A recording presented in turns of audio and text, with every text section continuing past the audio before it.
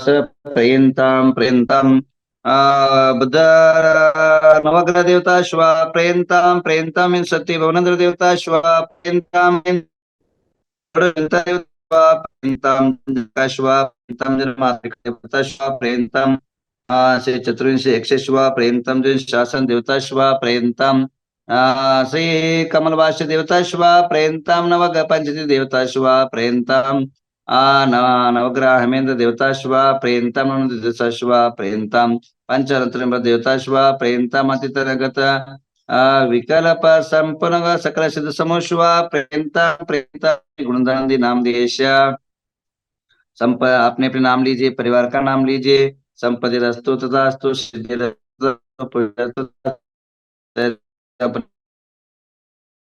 ताम धर्मवर्तम श्रीवर्तमारम ज्योताम प्रेन्ताम प्रेन्ताम वृषभाय केतु नवग्रह प्रेन्ताम तिथि नक्षत्र सर्वे संबंध गुणधनि नाम देश धन धान्य द्वितीय बल कीर्ति साम प्रामोदो तथास्तु शांतिर्भो तथास्तु कांतिर्भो तथास्तु सिद्धिर्भो तथास्तु अभिज्ञान तथा आरोग्य तथास्तु शुभ कर्म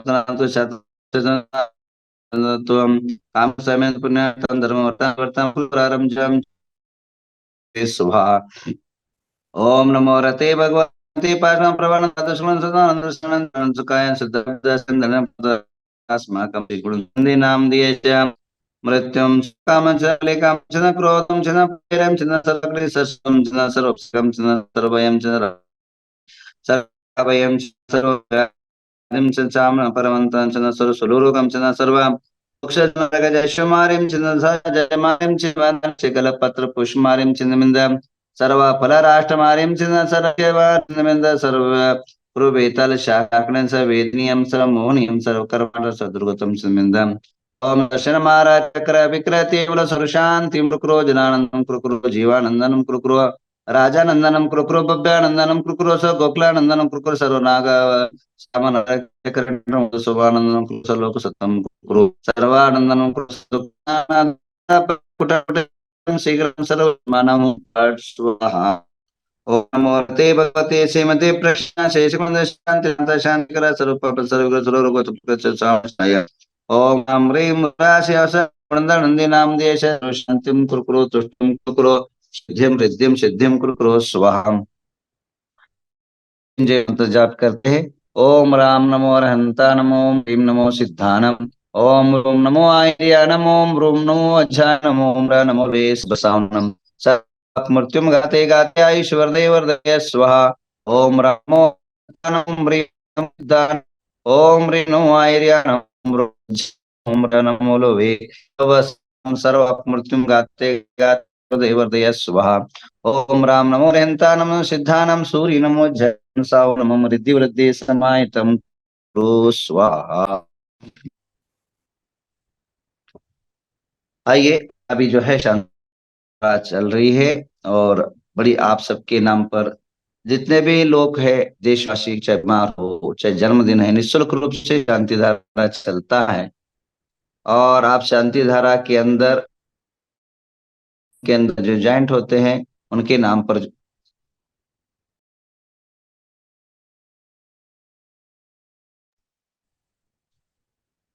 आप सभी से निवेदन है आत्मकथा शुरू करता हूं। आत्मकथा के अंदर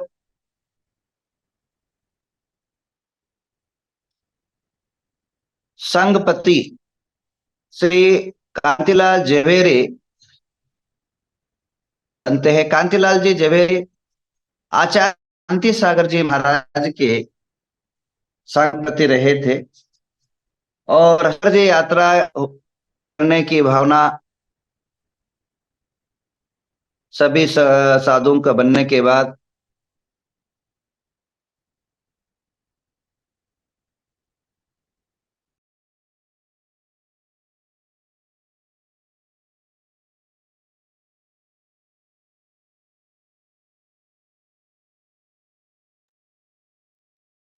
जब कांतिलाल जी जवेरे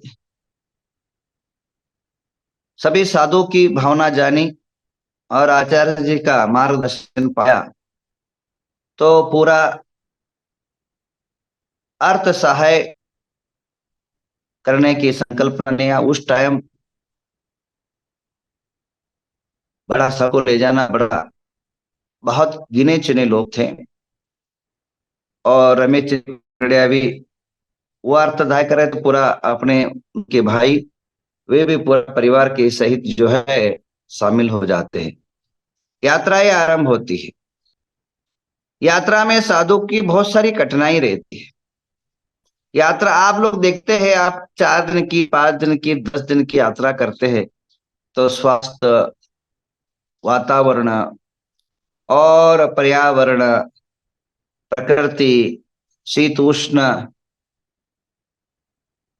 और वर्षा आदि अनेकों प्रकार की आपदा को झेलना पड़ता।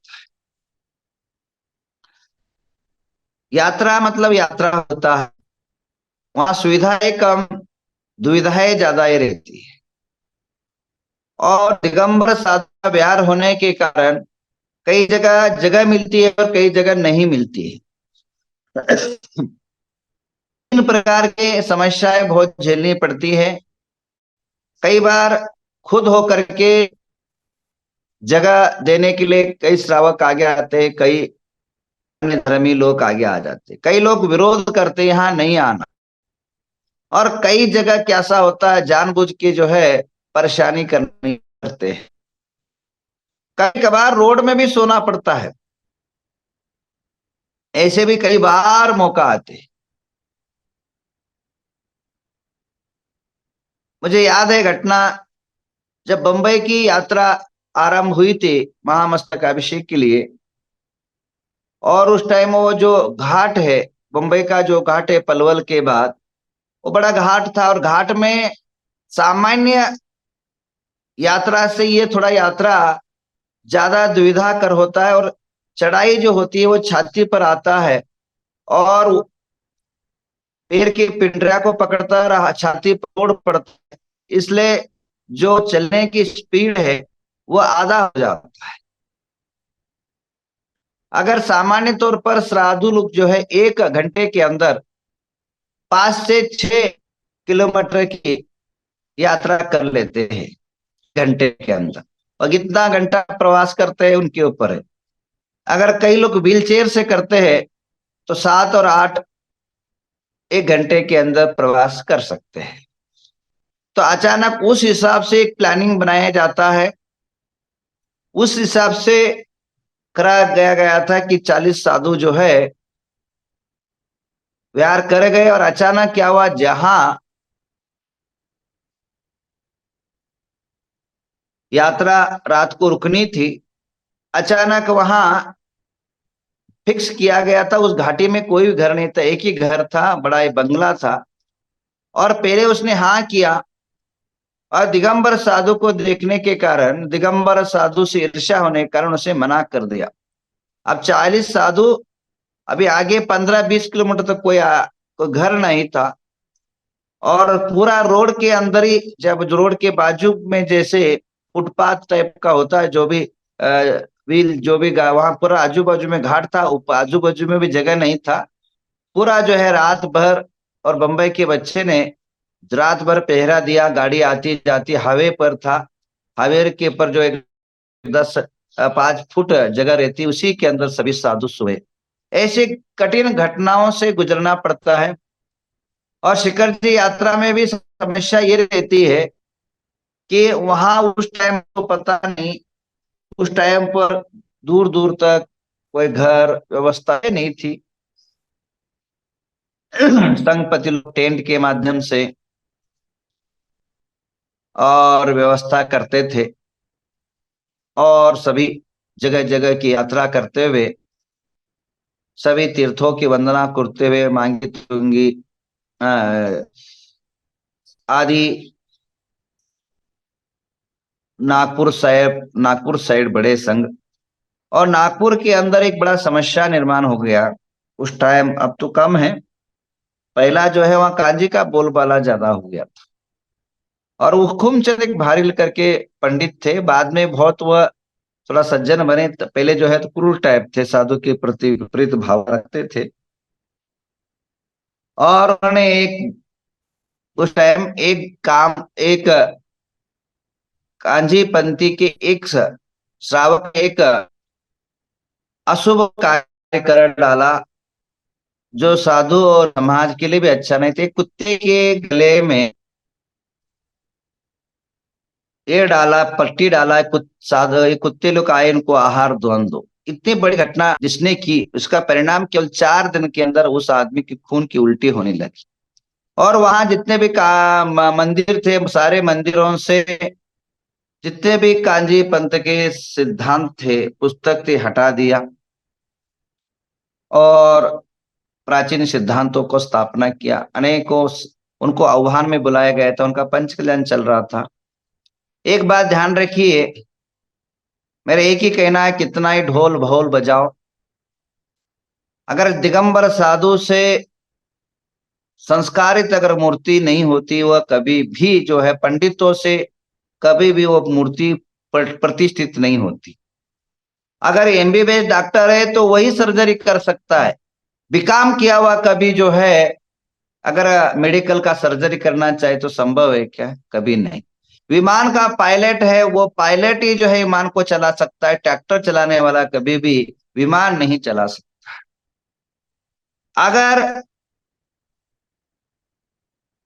एक साधु बना हुआ है, साधु ही साधु को दीक्षा दे सकता है।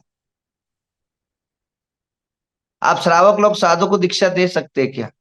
आपके अंदर वो गुण ही नहीं तो दूसरे के गुण कैसे आरोप करोगे? एक एक मुनि को, यानी एक मूर्ति के अंदर दीक्षाएं दी जाती है। दीक्षा कल्याणक के अंदर आपने कभी देखा है क्या कि कोई श्रावक मुनि को दीक्षा दे रहा है? क्या वह मुनि का दीक्षा, श्रावक से दीक्षा दिया हुआ मुनि मुनि मान्य है क्या? आप कई श्रावक लोग मिलकर के, एक पंडित मिलकर के साधु को दीक्षा दे दिया, वह मुनि मान्य है क्या? आप उसको नमस्कार कर पाओगे क्या? क्या उसके अंदर वो गुण प्रकट होगा क्या? संभव ही नहीं है। तब जब यह एक मुनिराज के दीक्षित द्वारा, वो भी मुनिराज से मुनिराज को दीक्षित दिया हुआ भी मना करते हैं, उसमें भी जो है आचार्य होना चाहिए। आचार्य के द्वारा दीक्षित अगर कोई साधु है तो वह आचार्यों के परमिशन से आगे जो है उनको कोई अनेकों पद दे करके उनको आचार्य के गाइडलाइंस में अनेकों कार्य करते हैं। तो अब मुनि के बिना, मुनि के बिना, मुनि के गुण के बिना उसके क्या अंदर डालोगे? पंडित के द्वारा, पंडित में क्या रहता है? केवल 4 शास्त्र पढ़ने से अगर पंडित हो जाए तो अनेकों स्कूलों कॉलेज में पीएचडी किए हुए लोग भी क्या कल से दीक्षा देना शुरू कर दे? उस मूर्ति को हम कैसे पूजनीय मान सकते हैं? कैसे संभव है वो? जब आपके अंदर ही गुण नहीं तो दूसरे को गुणार्पण आप कैसे कर सकते हो? उसके बाद एक तीर्थंकर को संस्कार बीजारोपण, सूर्य मंत्र, बिना सूर्य मंत्र आचार्य के, मुनि के संभव ही नहीं। आप खुद प्रतिष्ठा कराने लग जाए, पंडित जो है मुनिराजों को कपड़ा उतार के दिगंबर को करने अगर उसको प्रतिष्ठित करते हैं तो मैंने एक पंडित को देखा, बड़े सूट फूट पहन रहा है और वह मुनि, वह जो है बड़ा जो है लच्छेदार भाषण देता हुआ पंच कल्याण में मुनिराज यानी आदिनाथ भगवान के कपड़े उतार रहा है। वो कैसे संभव है? हम उसको मुनिराज कैसे माने, उसको तीर्थंकर कैसे माने? तो भी हमारे यहाँ जैन धर्म में ऐसे अज्ञानी लोग भरे हुए हैं, वो उनके भाषण से, उनके तर्क से, उनकी विचारधारा से ढल जाते हैं और हो जाते उनके भक्त। ये जो है यहाँ भारत देश की यही सबसे बड़ी कमी है। 365 के दिनों में 365 धर्म है और कोई अगर दूसरा भी आ जाए तो भी हम लोग उसके फॉलोअर्स हो जाते हैं। तो मेरा कहने का तात्पर्य है, तो ये सिद्धांत से लड़ाई थी और बड़ा वहां पंच कल्याण पूजा में हम लोगों का कहना था वो मूर्ति जो है पूजनीय नहीं है, क्योंकि पंडितों के द्वारा यह प्रतिष्ठित मूर्ति भारत देश के अंदर। और तो और वो कांजी बाबा को उन्होंने 25वां तीर्थंकर भी घोषित किया और कई जगह मानसकम भी बना डाला और आप लोग मानने भी लग गए। ऐसे भी महामूर्ख लोग है भारत देश के अंदर, एक ऐसे संभव है, एक ऐसे असाध्य की बातें जो है आपके दिमाग में बसती और पसती है, पता नहीं। लच्छेदार भाषण दे दो आप उसके तरफ मोहित हो जाते हो। तो कहने का तात्पर्य यह है, इस प्रकार की विवाद था, उस विवाद का महा अनेकों चर्चा की आह्वान किया गया, परंतु नहीं हुआ। उस टाइम आचार्य कनक नंदी इसको जोर पकड़े थे, कुंतु सागर जी महाराज, अनेक पद में बहुत अनेकों तत्व चर्चाएं नागपुर के अंदर हुआ। और आगे क्या क्या घटनाएं घटती है मैं बताऊं। अभी आप सबके हमारी घटनाएं आपको बताऊं। यहाँ महामस्तकाभिषेक होने वाला है। आप सभी के, भारत देश के हर एक आदमी की सहकार और सहयोग की आवश्यकता है। आज तक मैंने कभी किसी को नहीं बोला कि आप ये करो वे करो, आपकी केवल हम मार्गदर्शन देते थे। परंतु यह पंच कल्याण एक असंभव सा कार्य है और संभव को बनाना है। हमारी जो कल्पना है वे अद्वितीय अलौकिक कल्पनाएं हैं और उसको साकार रूप में उतारना आप सबका कर्तव्य है। आप तनो मनो धन से इससे समर्पित हो जाए।